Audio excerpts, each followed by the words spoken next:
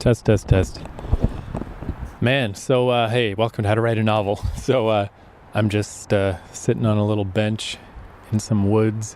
Not very deep in the woods. I don't know if you can hear. There's a highway near here. But anyway, when I left the house, I put this recorder in my book bag, and I'm just like, I don't think I'm going to record any podcast shit today. There's nothing really on my mind, but, I'll take it with me just in case, because sometimes something does hit me, and then I do those episodes that I just record on a phone, and they sound kind of shitty. So I'm like, I'll just put it in the book bag. What's it going to hurt? But I didn't expect to have anything to say. But man, I love how, it's that thing again of the where do you get ideas from or whatever. And my only real answer to where do you get ideas is not to push ideas. Is like, who knows? It is just the mystery. Who knows where the shit comes from? You just have thoughts and whatever. But it just takes time, and there's no way to predict how long it's going to take, and there's no way to know when things are going to come together. Like, for instance, I mentioned the first novel I tried to write when I was in my early 20s, and I didn't have an ending in mind at the time, and I still don't, and I never will. On my deathbed, I'll be rolling over that story in my head and be like, and it's just never going to come. Sometimes it just doesn't ever come.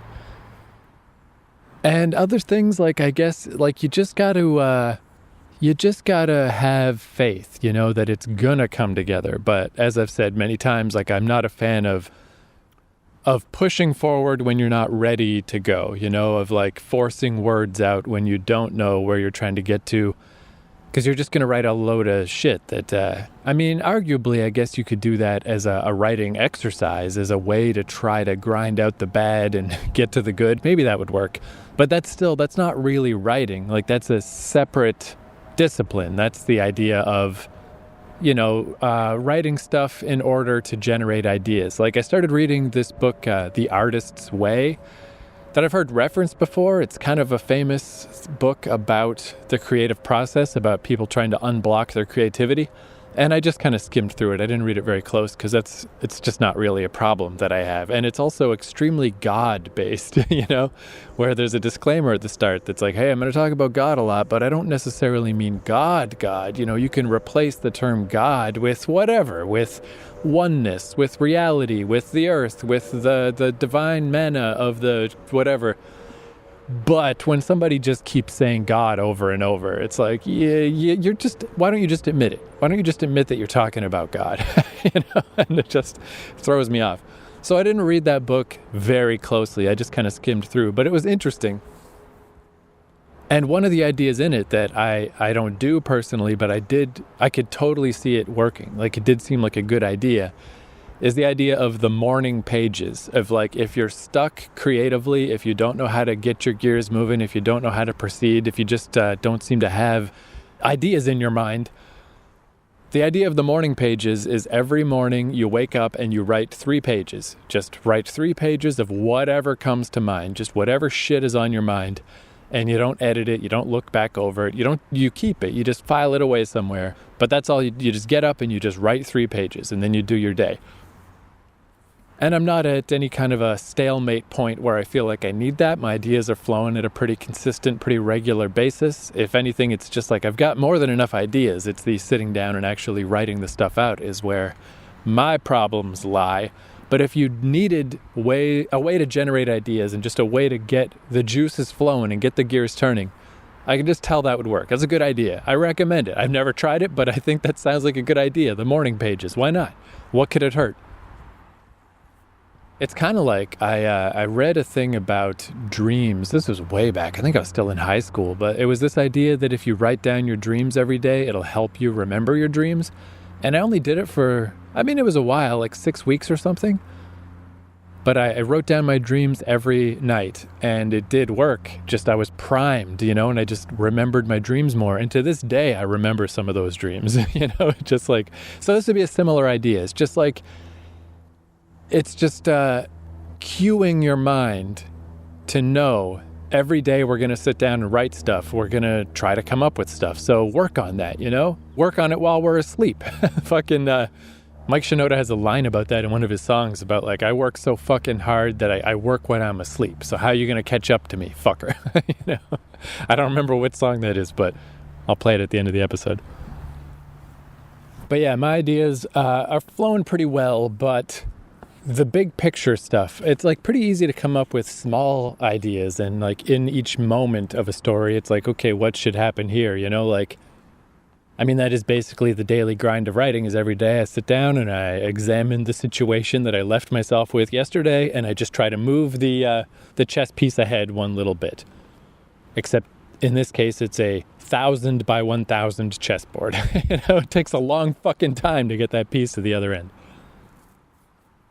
But the big picture thing is tough because it's very abstract. And like I've said, I've because of that one story that I worked on when I was in my 20s, it changed me forever in the sense that I'm not going to sit down and dedicate a year of my life to writing something if I don't have an ending. Because I didn't in that case, and it didn't work, and I'm like, of course it didn't work. And when I read other people's stuff with bad endings, I'm like, you know, I know why that happened. It's because you started without the big picture and you just hoped it would all work out, and it didn't. And I'm not gonna be that dude, man. It's not gonna happen.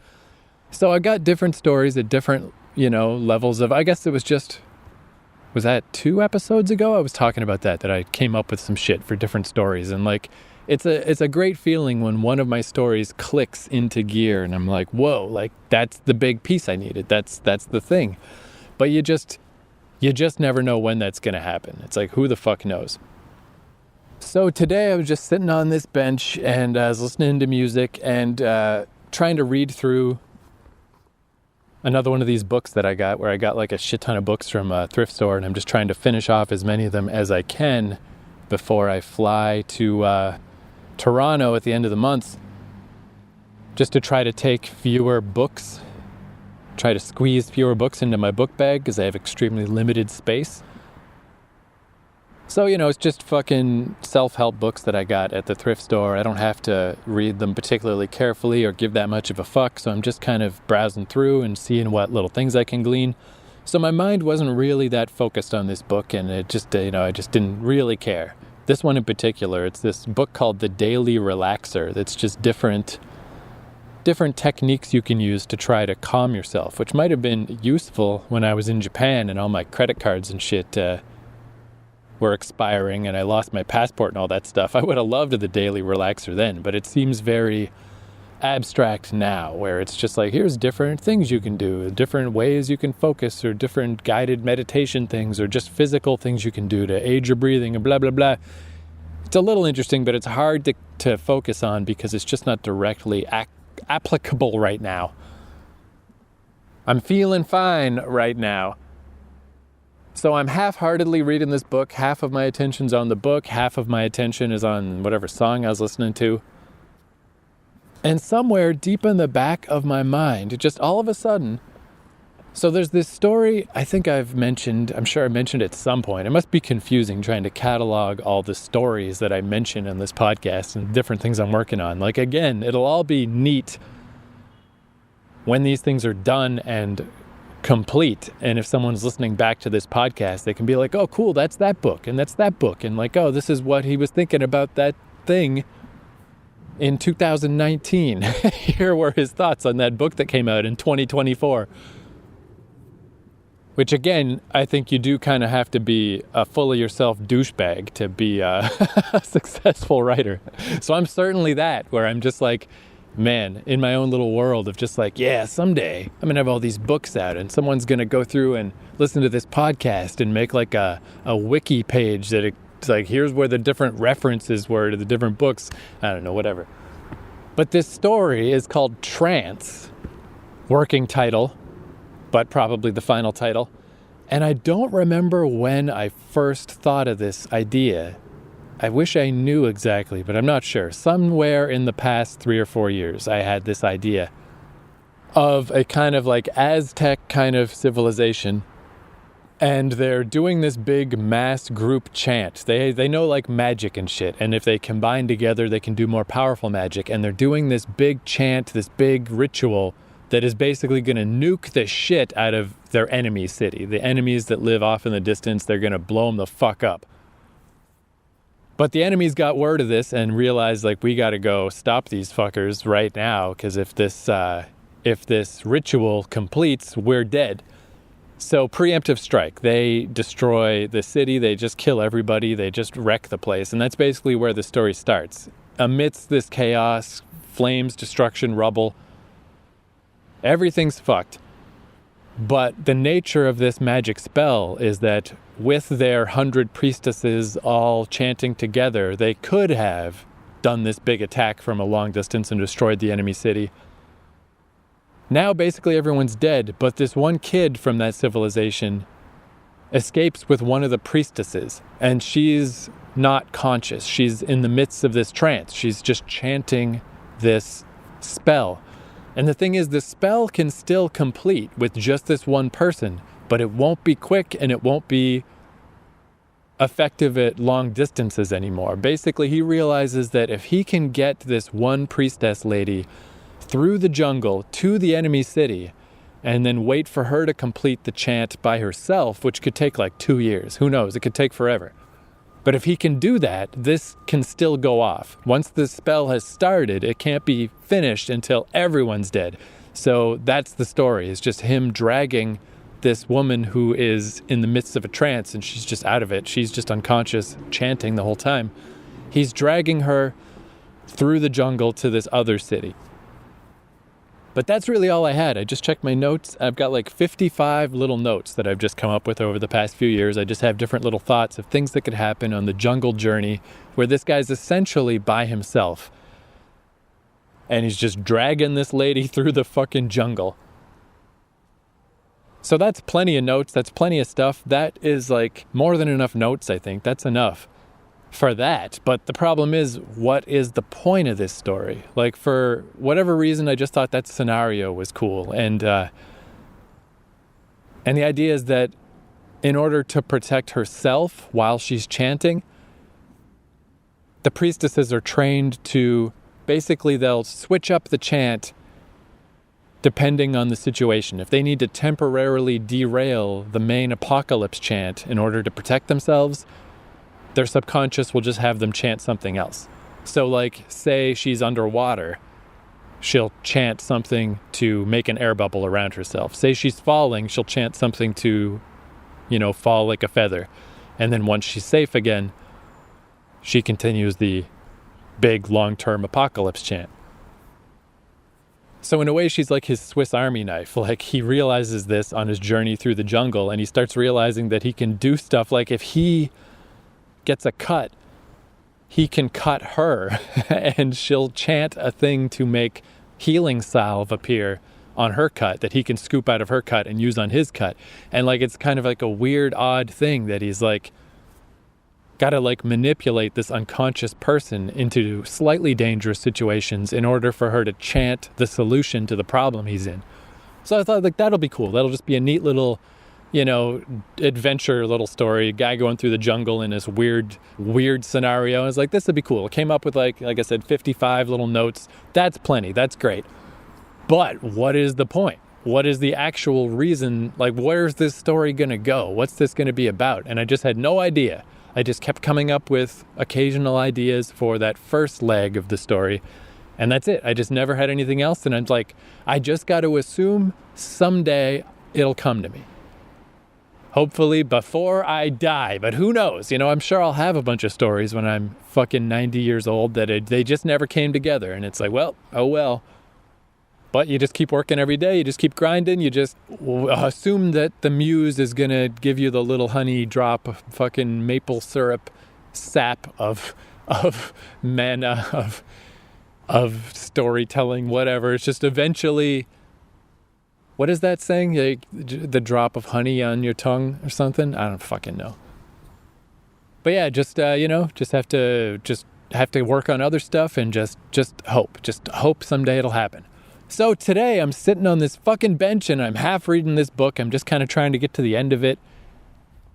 Listening to music while I read is probably kind of weird too, because it really is. I remember Frank Miller wrote an old Daredevil comic where I always remember that, where he talked about that, of like, when you're training, when you're working, when you're focusing on something, don't listen to music. Just do the one thing. And it seemed like good advice, but I don't do it. I way prefer to have music playing to just kind of take my mind off things a little. And I mean, I really do focus on the music quite heavily. It definitely is taking my attention away from whatever the other thing is that I'm doing, but I don't think that's necessarily a bad thing, you know, like especially with creative work, coming at it directly, coming at it straight on is maybe not the best idea. Like, I think that can grind people into a standstill and frustrate them, and like the writer's block thing, where you just don't feel like you have writer's block if you're always kind of coming at things sideways, if you're just sidestepping a little and letting your peripheral thoughts deal with a lot of the creative side of coming up with ideas. So all of a sudden I just started having thoughts about that story. I guess this book in particular makes me think of that story quite a bit, because reading these different little meditative techniques and stuff gave me some ideas for that story of like, that's one way, since the story starts with the kid and the priestess's whole civilization in fucking flames, that could be a way to describe what their city was like. Is like, he could be in the jungle, the priestess is always unconscious, just mumbling her chant. It's nighttime, so it's too dark to go on. They're just sitting, camped out for the night, so he could just do some guided meditation stuff and, you know, like think back to his city that he's from and like what it was like to walk the streets. Which it's funny, now I'm in Vancouver right now, and in the last few years I've been back to Vancouver like 3 times. It's like, yeah, just in my routine, Vancouver, whatever, it's not that big a deal. But it was a huge deal for a while, because Vancouver is the first place that I moved when I was like 24. And the idea was, me and 3 other guys from my hometown, we were all going to go to Dawson City for the summer. They were going to go do gold mining, and I was just going to go be a bum. And I really was like anxious to get out of my hometown and to go do something, you know, something else. Like, even though it was a somewhat nerve-wracking idea, you know, to leave my small little city and go to a big city. Not that Dawson City is a big city, but to go anywhere else. It seemed much easier because I was going to go with these guys. And that was my idea, was I'd go to Dawson City for the summer with them. And once I was on the West Coast, I would go to Vancouver, probably by myself. But then they all dropped out. They just found other things to do that summer, and the plan never came together. But I was like, I got to do it. I got to leave. Like, fuck it. I got to get out of here. I just can't do another year in Fredericton, New Brunswick. I don't give a fuck about this place. It's driving me nuts. I worked at the same comic shop for 7 years. It's time to go. So I fucking forced myself to go to fucking Vancouver. And it was real tough and real stressful and real hard, but like super rewarding. And I stayed for like 1.5 years, and eventually things all unraveled and fell apart, and I moved away again. But I always had like this great love for Vancouver because, first off, it taught me that it's not scary to move to a big city, because it's just not a big deal. It's not like people say it is. Like, even places I didn't like New York, I just didn't like it because it's loud and crowded, but it wasn't like terrible. It wasn't hard and like awful. It's all way more doable than you might think it is if you come from a small place. And it was definitely when I was most fucking self-reliant, you know. I fucking had a job, and I fucking got an apartment, and did all this stuff by myself that I'd never really done before. I mean, like, all the jobs I had in my hometown were relatively easy to get because I knew somebody. All the apartments I lived in, like, somebody else arranged the apartment and I just moved in. Vancouver, I did the whole fucking thing on my own, you know, got my own jobs, got my own apartment, all that shit. So I always had, positive associations with Vancouver because in the years since, like, after that I moved to New York, and I didn't have a work visa, so I just borrowed a bunch of money to live there for 1.5 years because luckily my parents have that kind of money. And I never went to university, so that was basically the trade-off. It's like, hey, we didn't have to pay for you to go to university, so fuck it. If you want to go to New York for 1.5 years, here's some money. And I just kind of let myself be spoiled after that, I guess, because it's like, even though I felt better about myself and I felt more proud of my life when I did shit on my own, once I didn't have to do that, once I realized that my parents really do have a bunch of money that I'm going to get someday. When they die, I'm going to get it, and I'll be old and I won't want it. It just really does make more sense to use it now, you know? And like, yeah, I was proud of myself in Vancouver, but I was a dishwasher and a barista and all this stupid shit that is just a waste of fucking time, you know? For $10 an hour, I think back then it was like $7 an hour. It's just not worth it. It's a silly thing to do when you don't have to. So I traded in some pride, I traded in some self-respect, and I stopped living that life. But I was more proud of myself back then.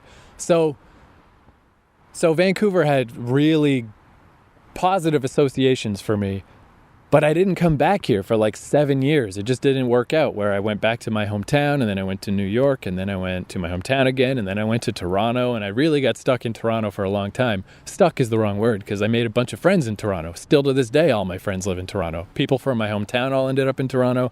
I met people in Toronto. Just every fucking buddy lives in Toronto. So I stayed in Toronto for like 5 years. So it all added up to like 7 years that I hadn't been in Vancouver. And I would think about it all the time. Like I would literally walk the streets in my mind and just like, remember that? Whoa. And then when Google Maps, I realized like I could go on Google Maps Street View and I could virtually walk around my old neighborhood. And at that point, it's like, just go back, you fucking idiot. Just go back to Vancouver. But it still took me another year to really get my shit together and to go back to Vancouver.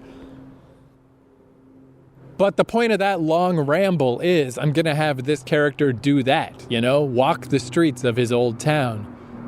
And that's just a neat thing where you can transplant stuff, you know. It's like, even though I'm going to be talking about this guy walking the streets of his weird Aztec cool-ass city, it's the same feeling as me walking the streets of Vancouver in my mind. You know, I can just take that same experience that I used to always do and just transplant it onto this guy.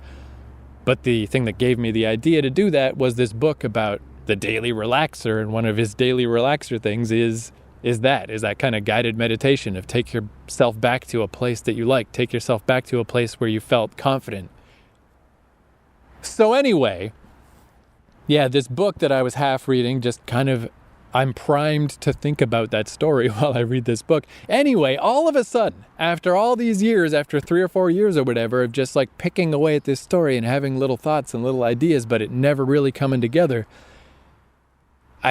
these ideas just started just like fucking tumbling out of my mind more and more, where I'm like, all right, as soon as I get to the end of this book, I got another 10, 15 pages of this book. As soon as I get through the end of this, I got to write down all this stuff. And there just kept being more and more and more until I'm like, what the fuck? Oh, fuck you, book. Fuck you, book. I got to put you away and I got to write this shit down because I came up with the whole thing. I wasn't sure. I'm like, maybe this could be how this story goes. And that's how I write a lot of my notes. Maybe I'll either write like maybe this or maybe that. And then next time I come back to it, I'll probably be able to choose one or the other. In this case, I just wrote maybe and the one option, but by the time I was finished writing it, I'm like, no, maybe about it. This is it. This is what's going to happen. So here's what's going to happen. Spoiler alert for a book that comes out in 2024 or whatever. The kid gets the priestess all the way to the opposing city. She's close enough now that when she finishes this trance, it's going to set off the big apocalypse bomb they were working on. It's going to blow these people the fuck up. But he has no idea how long it's going to take for her to finish. On her own, it could take a very long time. So he'll hide her away in a cave somewhere. She'll be fine as long as no one finds her and drags her out of there. Like, just as far as food and water and sustenance goes, she's got her chanting and her magic and, the process of chanting will keep her alive. So he is like, well, I don't know what to do now. I guess I'll just go check out this enemy city, I'm just a kid. I probably don't seem that suspicious. They probably won't know that I'm from this other place, except that I can't speak their language. So he just wanders in, and those details, who knows, I'll come up with. But I suspect it'll be a 2 years later time warp, because basically the guy's going to go integrate with the society, and someone will take him in, and they'll teach him their language, and he'll just live there for 2 years. And he'll realize, I can't do this. I can't blow these people up. What happened to my place. I really had nothing to do with it. I was 8 years old when my city decided to start this apocalypse chant and the other city preemptively decided to destroy them. Yeah, technically all that really sucks, but I was just a kid. It had nothing to do with me. And they're gone now. Who cares what their agendas were and what happened? They're gone. It doesn't matter anymore. I'm still here and I'm in this new society and they took me in and they don't seem like bad people. In fact, maybe my people were the bad people, you know? It's like the magic equivalent of a fucking nuke that we were going to set off. These people had no choice but to come take us out because we were nuke happy. We were crazy. We were going to blow them the fuck up. Well, what else were they supposed to do? So he goes back to the priestess in the cave and he tries to decide what to do. And he's like, should I try to kill her? I don't even know if I can kill her because her magic will counteract whatever bad shit happens to her. And I don't want to kill her. I don't want to kill anybody. None of this was my fault. I'm not a crazy killer. So he decides what he's got to do is go on another journey and drag this priestess away before she finishes the chant. And to make it quicker this time, instead of dragging her through the jungle, they'll get on a boat and, more rapidly get out of there. And he just takes her far enough away that when the chant ends, since she's all by herself, the only way the chant could finish properly would be for her to be very close to the enemy city, and then her by herself could complete the apocalypse chant. But as long as she's far, far away and she's by herself, when she finishes the chant, it'll be some like earthquakes or something, but it won't be a big deal. So he takes her far, far away and just waits for her to finish the chant and waits for her to wake up. And then I just wrote down like the basics of the conversation they're going to have of like, for him, it's been years and he was a kid and he'd never signed off on this fucking plan to begin with. He just has no hate in his heart. He just has no want for revenge. Whereas to her, she's been unconscious the whole time. It's like no time has passed. She's back awake and she's just learning now that it completely failed. Not only did the apocalypse chant fail, but everybody's dead. Her whole society is destroyed. Like, she is completely the reverse of him, of just like, what the fuck? How can you be okay with these fuckers? They killed all of us. We're all gone. And we had a chance for revenge and you fucked it up? You had me there? I could have finished it. We could have. This all could have happened. We could have dropped the nuke and you fucked it up. But he's just like, dude, I just don't. Like, I know it's hard for you to see the bigger picture here because to you just woke up. You got a lot to digest, a lot of anger to digest. But like, what the fuck, man?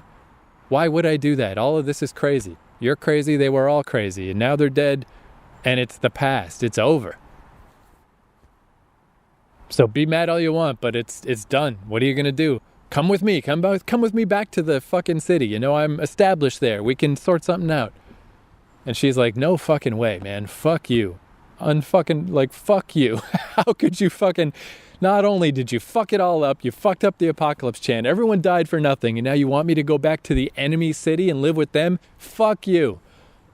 And then the very, very last bit will just be she's pissed, she's going to leave, and he's like, that's fine, go ahead. Like, he's not scared that she's going to do anything. Like, now that he's seen the scope of the world and how big it is, and it's like, she's still fucking, I'm going to get revenge, I'm going to restart the chant somehow, but he knows it's not going to happen. Like, that was it. They had a whole society based on communal apocalypse chanting. But it's done now. It's over. By herself, she's never going to get that back together. She's never going to reestablish that. She's just a drop in the ocean. Whatever she does, whatever weird fucking anger shit and revenge shit she tries to do, it's just not going to matter. It's not going to be a big deal. And hopefully she'll just wander off and start a new life somewhere else and just, like what happened with him, it'll be harder for her, but she'll just get over it and she'll just move on. But just before she leaves, he's going to ask... What's your name? We went through all this stuff, but you've been unconscious for all of it. I've been with you for years of my life. And like, I just want to know what your name is. And she's not going to answer and she's just going to leave. The end. And it's just like, yeah, fuck yeah. There it is, man. There's the fucking end. Like, where did that come from? It took years. It took years of just working on other stuff and just not really thinking about it, not like forcing myself to come up with ideas, just the faith that someday it would come, and not to push it too hard and just to work on other things in the meantime, because I got plenty of other stories that are way further along and it's all, but like like there's still so many details I don't know. I don't really know any details about either of those civilizations and either of their cities, but I've kind of come to find that I can come up with a lot of stuff in the moment that works. That's fine. Like, I don't need to come up with that stuff now. Once I move this story ahead so that I'm working on it every day, which won't be for a little bit because I've already got 2 or 3 stories, 3 or 4, I guess, with the fucking movie script thing that are in my current daily grind. But, as one finishes, I'll move a new one forward, and this one's ready to be moved forward. Like, I got it. I got enough. And whatever other little details I need and shit, I'll just come up with those as I go. And, if I have other thoughts, I'll just continue to write them down. But I got the thing. I got the whole thing. I got the fucking, it's like, instead of it, it's like, okay, imagine like a globe, but it's like Lego pieces. It's like pieces, and I just had them. I just had them sitting there, all these different pieces that don't actually add up to a full sphere. And I'm looking at the pieces, and I'm like, well, these are interesting pieces, but they're just pieces. Whereas now, I've got all the pieces, and I've fit them all together into a sphere. And now when I think of this story, and when I look at it from here on out, instead of examining just pieces on a table, now it's the full globe. Now it's the full circle, and I can just spin it around and look at it and examine the little details of the full thing. And it makes all the difference in the world. It's like it wasn't ready to go, and now it is. And that's just fucking great. So I just wanted to record that because it just happened. It just happened just now. And I'm like, let's just record what that's like. So I can't tell you how to have an idea. I can't tell you how to get to this end point. It just takes a long time. It might take a few years, but I can tell you what it feels like when it happens. And there it is. That was it. What a cool fucking, it's gonna be a good story. When you're a creative, let's just say that. I was gonna say a creative person. I'm a creative. If you're a creative, which is short for creative douchebag, you do work when you're asleep. Your subconscious has so much to do with it, just like the back of your mind is your best fucking friend. So give it time, man. Just give it time, and it'll grind out all kinds of cool shit for you.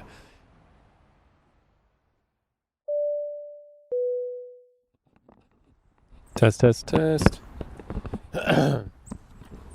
Hey, it's a few days later, and I'm back in that same park I was in before. So this seemed like a good time to record a little addendum to this episode. So I was real excited, came up with the ending, quote unquote, to this story I was working on. So awesome in the moment, very exciting, very like, yeah, all right, cool, we're moving forward, we got a thing. And then, I just let it roll around in my head for the last few days, and I guess it's definitely the next step, no question. I'm like, cool, like I had that first piece of the story of them traveling to the enemy city, and I didn't know what to do from there. So now I do have what happens next, that he takes the priestess away from that town, and then she eventually wakes up, and they have a kind of reckoning about the nature of revenge and stuff. But as I think about it, I was like, that is definitely what I'm gonna have happen, but maybe that's not the end. Maybe we're not quite there yet. Because I was thinking kind of that episode I did about endings when I was in Tokyo. The idea of kind of leaving things a little early. Or, I guess people say that classic advice about writing that, you should enter every scene as late as possible and exit it as soon as possible. Which, I don't necessarily follow. I don't know. Following these, like, hard and fast, freeze-dried rules, it seems like a good thing to do if you're writing a TV show, and it's like, all right, we got ad breaks, we got specific time lengths that the different beats of this story need to fit in, although even that is less and less applicable now with Netflix shows and Amazon shows and stuff. They can be however long they want to be, they can be designed however they want to be designed. But in those cases of writing something set to a regimented schedule, yeah, okay, follow these rules, maybe that's a good idea. But in general, I don't know, I don't need to give myself a ton of rules. I'm not a big fan of that. So the come in late, exit the scene early seems like it's probably pretty good advice, but I don't necessarily follow it. I kind of keep it in mind a little bit, but that's all. But I was thinking, as far as endings go, like I was saying in that endings episode, about cutting off the story just a little bit sooner than you might normally, just to leave things a little more ambiguous, a little more up in the air, just to kind of give the reader a little more, you want to hit that balance, to give them a little more to chew over, a little more to think about and to consider, not to just dot all the T's and cross all the I's. Yeah, I said that backwards. I'm not going to fix it. But also to not, leave people feeling like there's something lacking. You don't want to leave them feeling like something's missing, because that's way worse. I think I would rather kind of gild the lily and kind of overdo the ending than to underdo it to the point that it just leaves people frustrated and annoyed. And I think that would kind of be the case with this ending I just described is, I was thinking about it. It's like, all right, they have this one conversation, the priestess leaves, just kind of the weirdness of this person that he's been with the whole time is now an actual person, is an awake person, and this sudden weird paradigm shift of like, they don't actually know each other, and it's not going well. She disagrees with everything he's done and everything he thinks. And she takes off, and then I was thinking like, the idea would be, the implications that I would want to leave the reader with are, what's she going to get up to now? Of like, she can't be the only one from that society that survived. There were probably some journeymen and stuff that were out and about when the place was destroyed that are still alive. Maybe she has a way with her magic and shit to like find these people. Maybe she can track them down. Maybe she can gather them together. Or maybe she can just build a new little society. She just needs to find someone else who hates the same people she hates, and maybe she can teach them how to do this magic and how to do these chants and how to do these rituals, and she might just start this whole ball rolling again. So if this dude lets her leave, maybe nothing will come of it, but maybe that little wave that's leaving will come back as some tidal wave tsunami 10 or 20 years later that's going to just destroy everything, like I was thinking like maybe that would be the tone at the end. But as I thought about it a bit, I'm like, yeah, these are all the conclusions I come to and all the things I think about when I think about this situation. But I've been thinking about this situation, for fucking 3 years. I'm the guy writing it. Of course I'm coming up with all this shit. Is the average reader going to think of any of this stuff? Are they going to come to any of these conclusions? Maybe not. So maybe it's not explained well enough. Maybe I need to lay that groundwork a little more. And then even if they do think of all that stuff, won't it just be annoying that I'm not covering that at all? That I'm just letting that go? It's like, I'm kind of not telling the story, right? Because like, what was this story that we told up to this point? Was that actually even what was important? With the implications of what could happen next, that seems pretty important. That seems like the story is not done until some of that stuff gets resolved.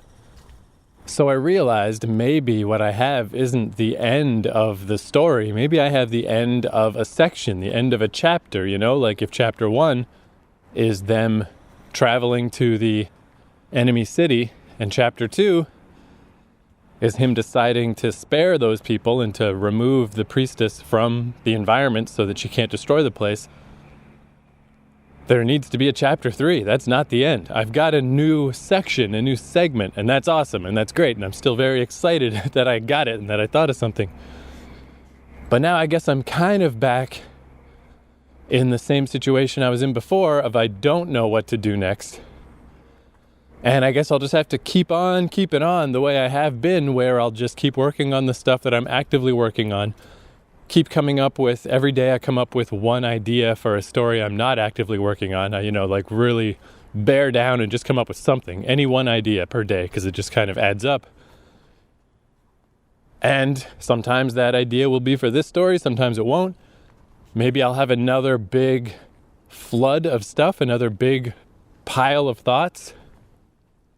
But when that happens, who knows? Like last time I said, it took like 3 years. It just happened out of nowhere. But basically all I've got is he could think about these things as she leaves and think about the potential implications of letting her go and realize like he's sort of stuck, like he can't let her go. but he can't get rid of her. He's not a killer. That's not what this story is. Like, he's not, there's nothing in this guy that wants to kill somebody. And he certainly can't kill her just because of the fear of something she might do in the future, you know? Like, there's no way. It's one thing I said in one of the earlier episodes, but I really think is true, is you really got to tread lightly with death. You know, I use mass death fairly often as like a backdrop, as like a setting of like calamity has happened and now the story starts. But as far as an individual character in a small individual moment, it's really hard to justify killing. You know, it's just, it's something that I feel like really just kind of marks you as kind of just a generic low-level genre writer, is that you just don't think twice about killing people, you know? It's like when people die in a Harry Potter book, and it's like, did they really need to die? Or when people die in Buffy, and it's like, did that really matter? Sometimes it matters. Sometimes it's important. Sometimes it just seems like it's there because it's just what you do. It's just expected in these stories that characters die and you feel token sadness and you move on. And I don't like that. I think it's way more compelling and dramatic and conflict-filled and realistic to think about it like you really would. Like, what if you were in your life and you have problems with somebody and you just cannot figure out how to resolve them, and it could cause huge problems in the future, but what would it take for you to kill somebody, you know? And not like in self-defense in a moment of crazy action, but with, what is it they say, with malice and forethought, you know, where you just really just decide clinically, this person needs to die and I need to go kill them. 99.999 to 99.99% of people will never ever do that, because that's not what we do. That's not how people work. That's crazy. That's something that only crazy fucks do. And like in the case of this story, it just wouldn't feel real. It wouldn't feel right. If this character just decided like, yep, I guess I better go kill her. Like, well, then who is this character? Who is this person? What is this story? What just happened? You know, it just would feel cheap and flimsy and fake and kind of just like, well, I guess this writer didn't have any other ideas. Just like, I guess we're just going to have to fight. We're just going to have a fight scene. Someone's going to have to be killed. I mean, I have another story I'm working on where that is what happens, but even that, it's like way creepy. It's that one about the girl gang that I described when I was on the mountain in Fukuoka, where the leader of the gang just becomes completely untenable. But even that, it's almost more like an accident. It's going to be like that they tie her up and they just are negligent. She dies because of their negligence, basically. It's still not like, I'm going to go kill somebody. Because I just don't believe in that. That's just not a thing people do unless you're like, you know, a fucking hitman for the mob who's missing part of your prefrontal cortex and you just, you know, you have to be a weird, broken person to just be okay with killing people. And to me, that's not an interesting character. I don't even want to write about people like that. They're just anomalies. They're just aberrations. They don't represent humanity. They don't speak for us. I can't imagine ever writing a character that's just, I'm just going to go kill someone. Because it just doesn't happen. It just doesn't happen. It's just a line that doesn't get crossed. It's a thing people don't do. Just think about yourself and your life and the people you know. And just like, if somebody does get killed, it's probably like in the middle of an argument or something, or some crazy moment that went wrong. But to just pick your target and decide that the solution to one of your problems is for somebody to die and then to go do it, I just feel like that's never a good plot point. Because then I don't know who you're writing about. You're not writing about a person. That's not what people do. It's not how it is. That's just some dime store novel, fucking crime novel bullshit. It's okay, look, I'm rambling a little bit here. So he's going to be stuck between a rock and a hard place, my protagonist here, who I've realized I never gave a name to, but in the case of this story, I might not. I think it might be one of those things that because it's just him in the woods with this comatose priestess, no one's going to be talking to him. No one's ever going to have a reason to say his name. And in fact, maybe I'll just have it, I could even make that a deliberate thing. Like he could not have a name, like actually not have one. And maybe that's a little signifier of how creepy the society he came from is, that they're not necessarily the good guys. Maybe he's just some weird street orphan or some orphan who works for the church. And until you hit a certain age and you hit a certain importance in society, they don't even give you a name because they don't give a fuck about you. You know, that could be cool. Gonna write that down after I'm done recording this. So he's gonna realize he's kind of stuck. He can't just let her go, but he can't kill her. Because as I just described at boring length, I'm not down with that. So all he can do is follow her. So I was thinking he could follow her through the jungle. He's gotten real good at jungle living. Like one of the things I'm going to do too is for the first half of the story, he really relies heavily on the priestess's magic to protect him. You know, just because of his proximity to her. If she gets attacked or if a fire happens around her, she'll automatically chant the counterspell or something to protect herself. So he gets to benefit from that also by being near her.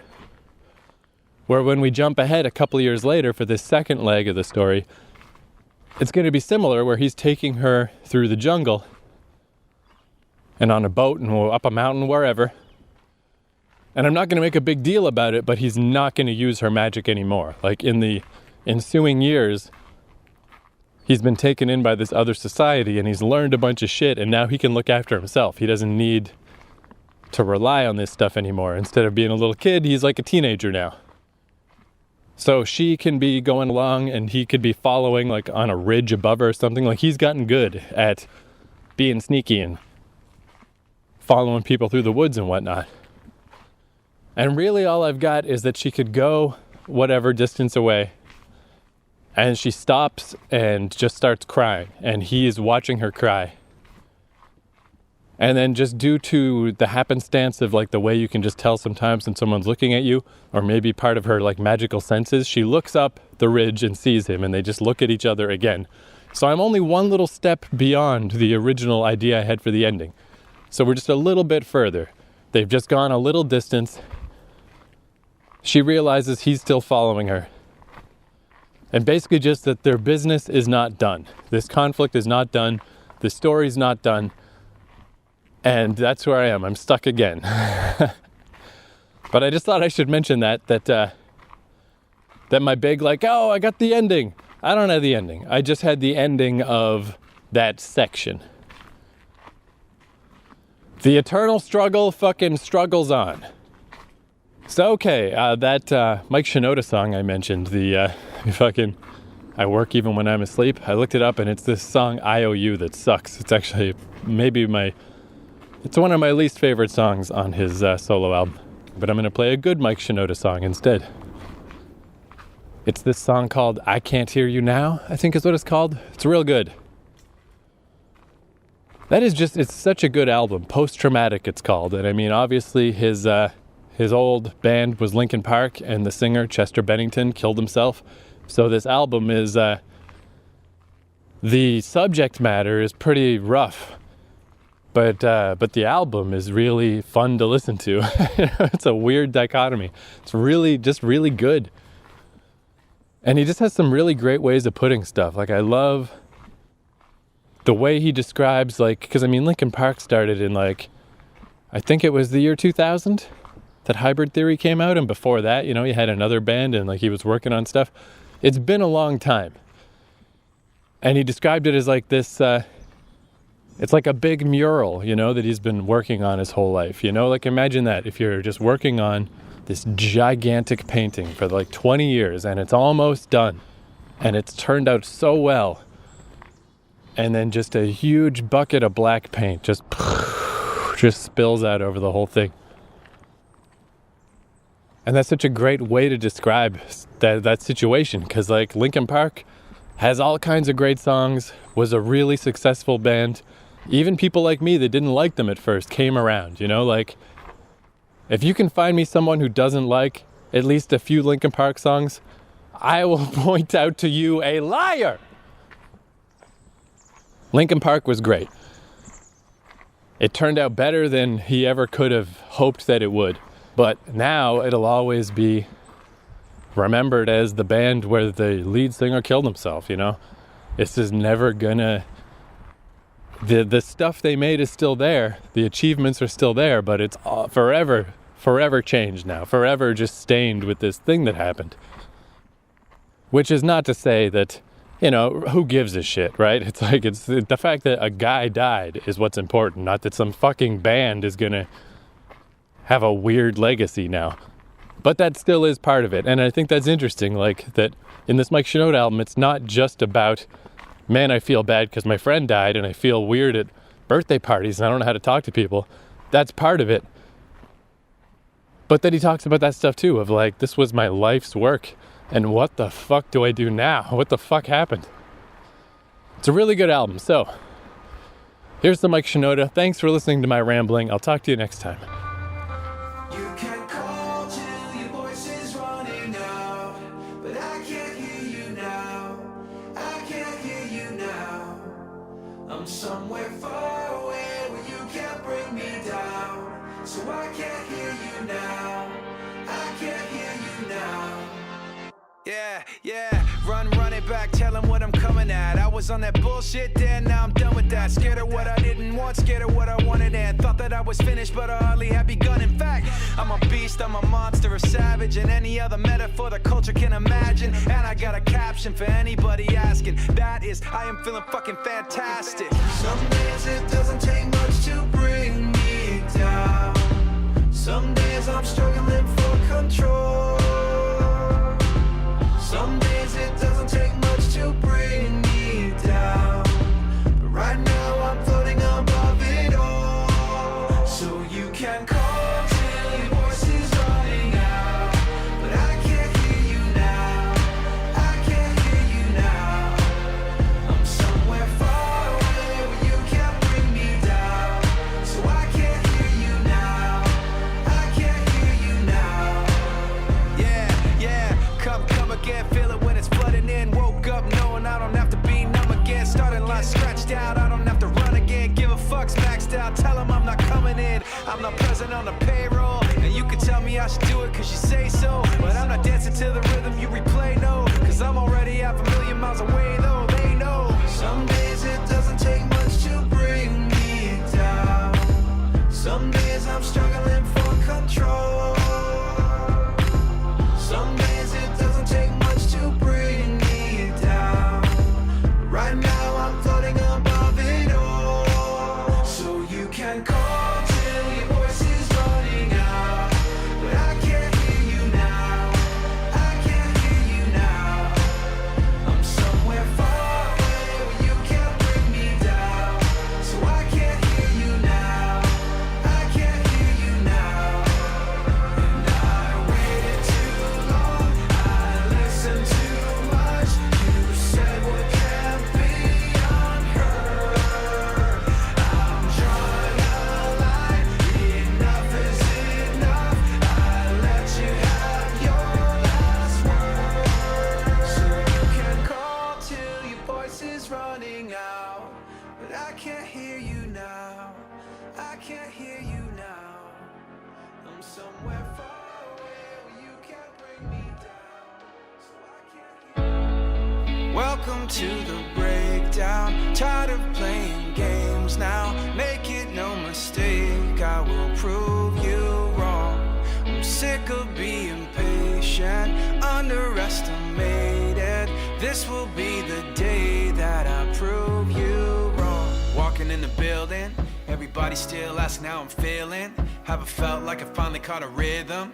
Now I don't know what kind of answer I should give them, but I say, I'm just trying to know where the next step is. Looking for the go where the ready set is. Trying to find a beat I can get in step with.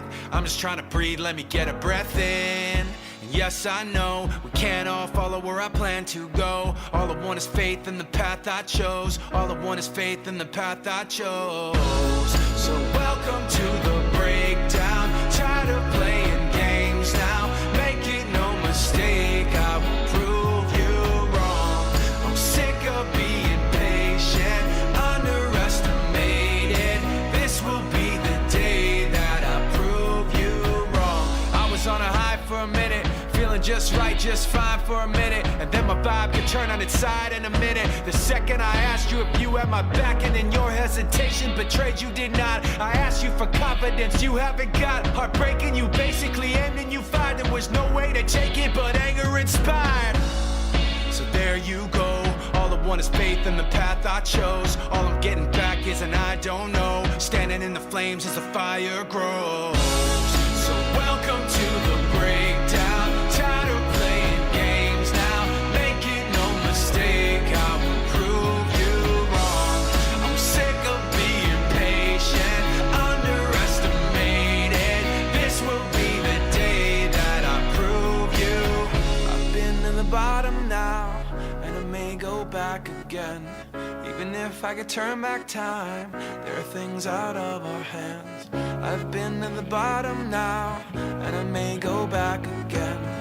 Even if I could turn back time, there are things out of our hands. I've been to the bottom now, and I may go back again. Even if I could turn back time, there are things out